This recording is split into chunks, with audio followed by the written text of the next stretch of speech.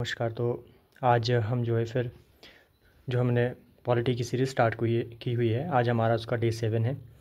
किसी personal reason के कारण जो है वो कल मैं इसका जो हमारी लेक्चर था उसको मैं अपलोड नहीं कर पाया था या बना नहीं पाया था। आज हम इसको फिर से कंटिन्यू करेंगे। जैसा कि मैंने बोला है कि इसको हम बाइंड अप करेंगे कुछ टाइम के अंदर, तो इसी चीज़ को ध्यान में रखते हुए आज हम फिर से इसको शुरू करेंगे।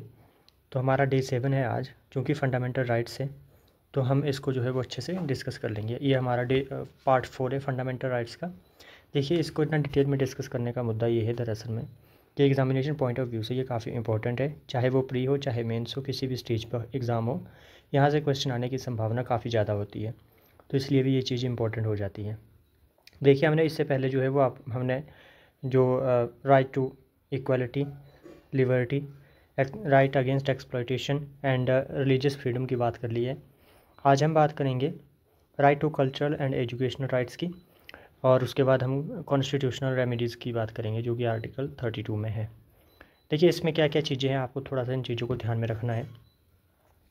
जो हमारा आर्टिकल 29 है वो बोलता है कि भारत के किसी भी भाग में रहने वाला कोई भी सिटीजन हो जिसकी अपनी भाषा हो, डायलेक्ट हो, स्क्रिप्ट हो, कल्चर हो, उसको जो प्रिजर्व करने का राइट है, ये बोलता है आर्टिकल 29। फिर इसके बाद इसके अतिरिक्त जो है इसमें किसी भी नागरिक को राज्य के अंतर्गत आने वाले संस्थान या उसमें सहायता प्राप्त संस्थान में धर्म, जाति या भाषा के आधार पर प्रवेश से रोका नहीं जा सकता। ये तो आपको पहले ही मैंने बता दिया है। इसमें देखिए आर्टिकल 29 क्लॉज 1 बोलता है इसका any sections of citizen with the distinct language, script और culture has the right to conserve it. वही चीज़ जो मैंने आपको पहले बता दी है। आर्टिकल 29 क्लॉज 2 बोलता है इसका no citizen can be denied admission into any maintained और aided educational institution on the grounds of religion, race, caste, language etcetera. तो ये चीज़ भी मैंने आपको पहले बता दी है। नेक्स्ट जो हमारी चीज़ है वो बोलते हैं कि available to both minorities and majorities. ये राइट जो है वो दोनों को दिया गया है, सिर्फ माइनॉरिटी को नहीं दिया गया है। ये मेजॉरिटी मतलब दोनों को दिया गया है। दरअसल में इसमें सिटीजन शब्द जोड़ा गया है जो अपने आप में एक वाइड डेफिनेशन रखता है, और इसलिए भी इसको जो है माइनॉरिटी और मेजॉरिटी दोनों को दिया गया है, ऐसा बोला जाता है, क्योंकि सिटीजनशिप जो है वो ऐसा नहीं है कि सिर्फ माइनॉरिटी के लिए। इसके बाद जैसे इसमें केस एक संबंधित है state of Madras versus Champakam state, तो ये भी आपको ध्यान रखना है कि कौन सा केस है। State of Madras versus Champakam Dorairajan case था ये 1951 का। इसने क्या किया, led to first constitutional amendment article 15 clause 4 में। तो आप मुझे कमेंट में बताएंगे, मैंने आपको बताया हुआ था कि आर्टिकल 15 क्लॉज 4 जो है वो किससे डील करता है, तो ये आपकी जिम्मेवारी रही है। अब इसके बाद देखेंगे आप आर्टिकल 30 में, तो rights of minority institution as पर supreme court and TMA Pai foundation and PA Inamdar cases में ये सुप्रीम कोर्ट ने बोला था। इसमें जजमेंट देते हैं एक सुप्रीम कोर्ट हमारे, उसमें इन्होंने बोला था कि right to establish and administer includes, इसमें क्या क्या चीज़ें आती है। पहला तो ये होता है कि चूजिंग गवर्निंग बॉडी। पहला तो ये है कि सभी अल्पसंख्यक वर्गों को अपनी रुचि की शिक्षण संस्थानों की स्थापना प्रशासन का राइट होता है। तो ये आता है आपका चूजिंग गवर्निंग बॉडी में। Appointing teachers, staffs, fixing service terms, taking disciplinary actions, ये आता है हमारा इसी में। ये जो प्रावधान था ये हमारा ऐड हुआ, ये जो प्रावधान था हमारा मतलब राज्य द्वारा जो है इसमें, ये भी हमारा आर्टिकल 30 में आता है। फिर फिक्सिंग रीजनेबल फीस जो है ये भी इसी में आएगा। और using property for institutional purposes, ये भी इसी में ही आता है।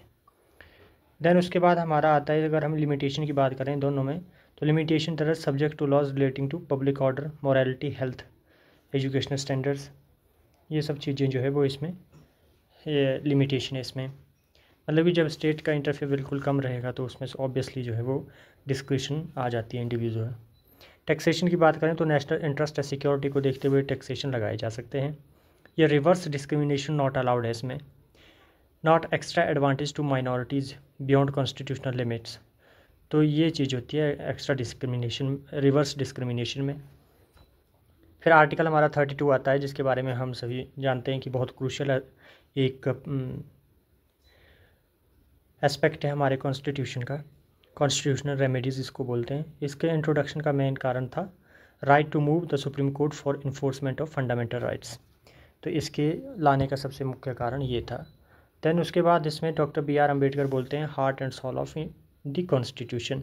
इस तरह की जो असर्शन होती है किसी भी बड़े व्यक्ति की, उसको आपको थोड़ा याद रखना है ताकि आप कहीं भी इसको कोट कर सकते हैं, और ये पूछ भी लिया जाता है कई बार। तो make supreme court a protector and guarantor of fundamental rights. इसकी कुछ विशेषताएं हैं, जैसे पहला तो ये है कि फंडामेंटल राइट्स, ये जो है अपने आप में एक फंडामेंटल राइट है, can be invoked directly. Parliament can empower any other court to exercise powers of article 32।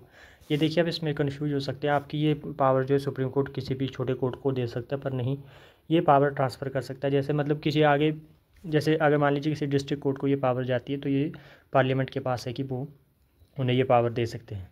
Supreme court क्या करता है, इशू करता है डायरेक्शन ऑर्डर्स और Ritz for enforcement of the fundamental rights. Jurisdiction की बात करें तो not exclusive, high courts have concurrent powers under article 226। इसमें टाइप्स ऑफ रिट्स आती हैं, जैसे कि मैंने बताया था आपको, रिट इशू की जाती है इसमें। तो इसमें कौन कौन सी रिट है आपको ये भी ध्यान देना है। रिट है इसमें, जैसे पहला तो हेवस कॉर्पस का, ये रिलीज फ्रॉम अनलॉफुल डिटेंशन, ये इसकी बात करता है। Mandamus order to perform official duty, ये इसकी बात करते हैं। और to stop from working out of jurisdiction, ये जो है प्रोहिबिशन में आता है। सरशरी बोलती है question orders of lower court transfer cases में ये रिट इशू होती है। क्यों वारंटो इशू होता है, question legality of holding public office, तो ये इसमें इशू होता है। देखिए इसमें भी कुछ एक्सेप्शन है, बहुत सारी चीज़ें हैं, आप सबने आई एम श्योर जो बुक्स होगी वो भी रखे होंगे, तो आपने खुद भी एक बार देख लेना है। ये जो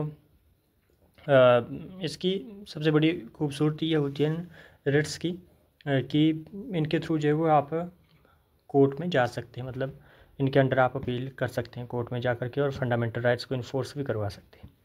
अगर हम कंपैरिजन की बात करें 32 एंड 226 के बीच में, तो आप ये देखिए इसमें कंपैरिजन भी किया गया है।